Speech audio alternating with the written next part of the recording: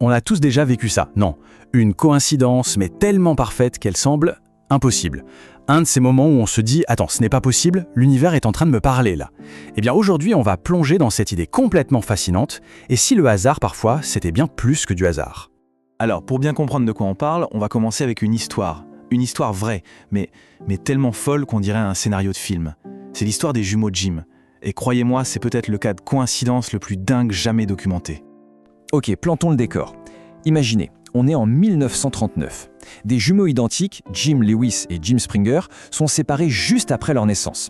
Ils grandissent chacun de leur côté, sans même savoir que l'autre existe. Et ça, pendant 40 ans. Mais quand ils finissent par se retrouver, eh bien la réalité va complètement dépasser la fiction. Et là, accrochez-vous bien parce que les similitudes sont hallucinantes. Déjà pour commencer, leurs familles adoptives respectives les appellent Jim, tous les deux. Ensuite, ils ont chacun un frère adoptif qui s'appelle Larry. Leur première femme, Linda, pour les deux. Ils divorcent et se remarient tous les deux avec une femme prénommée Betty. C'est fou, non? Et encore, ce n'est que le début. Parce que ça continue. Chacun a un fils qu'ils nomment James Alan. À une lettre près, c'est dingue. Ils ont tous les deux un chien qui s'appelle Toy. Niveau boulot, tous les deux shérifs adjoints à temps partiel. Ils conduisent la même bagnole, une Chevrolet bleue, et partent en vacances sur la même plage en Floride. La liste est interminable, ça va jusqu'à la marque de bière et de cigarettes qu'ils préfèrent. Bon, face à un truc pareil, on est bien obligé de se poser la question. C'est quoi ce délire? Est-ce que c'est juste le hasard le plus improbable de l'histoire de l'humanité? Ou bien, est-ce que cette histoire nous montre qu'il y a quelque chose d'autre? Un lien invisible, une sorte d'ordre caché dans la réalité? C'est là qu'un personnage très connu entre en scène, le psychologue Carl Jung. Lui, il était complètement fasciné par ce genre de coïncidences. Celles qui semblent avoir un sens, qui ne peuvent pas être juste un accident. Et il leur a donné un nom. Alors attention, il faut bien faire la différence. Une coïncidence simple, c'est, croiser un vieil ami dans la rue. C'est marrant, mais ça s'arrête là. La synchronicité, pour Jung, c'est beaucoup plus profond. C'est quand il y a une connexion qui a du sens entre notre monde intérieur, une pensée, une peur, un rêve, et un truc qui se passe à l'extérieur, un événement qui a l'air de répondre pile poil à ce qu'on avait en tête. Le mot-clé de Jung, c'est acausal. Ça a l'air compliqué, mais c'est simple. Ça veut dire qu'il n'y a pas de lien de cause à effet.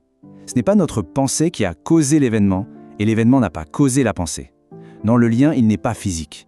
Il est dans le sens, dans la signification que ça prend pour la personne qui le vit, à cet instant T. D'accord, mais alors, comment ça marcherait ce truc? S'il n'y a pas de cause et d'effet, c'est quoi la mécanique derrière tout ça? Eh bien, Jung avait sa petite idée, une théorie assez audacieuse. Sa théorie, on peut la résumer en 3 temps. D'abord, il postule l'existence d'un inconscient collectif. C'est une sorte de grande mémoire commune partagée par toute l'humanité depuis la nuit des temps. Deuxièmement, dans cet inconscient, il y a ce qu'il appelle des archétypes. Ce sont des images, des schémas universels, le héros, le sage, l'ombre, des trucs qu'on retrouve dans tous les mythes. Et enfin, l'étape 3, l'effet miroir. Quand un de ces archétypes est activé en nous, il peut se refléter dans le monde extérieur comme un écho. Le symbole du yin et du yang, c'est une image parfaite pour ça. On a deux forces qui semblent opposées, notre monde intérieur et le monde extérieur par exemple, mais qui en fait font partie d'un seul et même tout. Pour Jung, les archétypes, ce sont justement ces motifs invisibles qui relient les deux. Jung lui-même a raconté un exemple incroyable. Il suivait une patiente très cartésienne qui était complètement bloquée dans sa thérapie. Un jour, elle lui raconte un rêve où on lui offre un scarabée d'or. Et là, pile à ce moment-là, toc toc, un truc tape à la fenêtre. Jung va voir, il ouvre et il attrape un insecte qui vient de se cogner à la vitre. C'était une cétoine dorée, le cousin européen le plus proche du scarabée. Cette coïncidence a complètement brisé les barrières de la patiente et a tout débloqué. Et il y a cette autre histoire, celle du plum pudding. C'est juste hallucinant. Imaginez un dessert, pas super courant, qui va relier 2 hommes 3 fois sur plusieurs décennies. Et la dernière fois, c'est juste parce que l'un d'eux se trompe d'étage. C'est l'exemple parfait de ce que certains appellent la sérialité, cette drôle de tendance qu'ont les événements similaires à se produire en série. Alors, si on commence à prendre cette idée de synchronicité au sérieux, les implications sont gigantesques. Ça vient complètement bousculer notre vision de la réalité. Ça suggère que l'univers est peut-être beaucoup plus connecté qu'on ne l'imagine.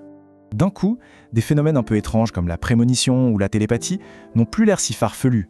On pourrait les voir comme des manifestations de cette connexion invisible entre l'esprit et le monde. Et l'idée va même encore plus loin, jusqu'à toucher à la cosmologie. On sait que l'univers est réglé avec une précision incroyable pour que la vie puisse exister. Et si ce réglage fin était en fait la plus grande des synchronicités? Et le plus fou dans tout ça, c'est que cette idée, elle trouve un écho en physique quantique. Il y a un phénomène qui s'appelle l'intrication quantique.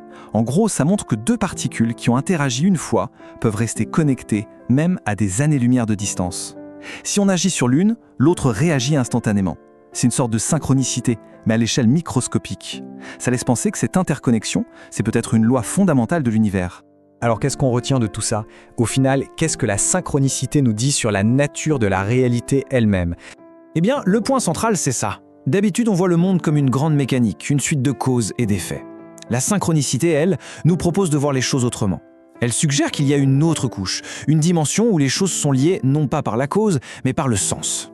L'univers ne serait donc pas juste une grosse machine, mais plutôt une immense toile de signification. Et ça, forcément, ça amène à une réflexion. On a tous vécu ces moments, ces coïncidences vraiment troublantes. Alors la question c'est, et si ce n'était pas juste le hasard? Et si c'était des petits indices, des aperçus d'une connexion bien plus profonde entre notre esprit et l'univers? Cette phrase, elle résume tout.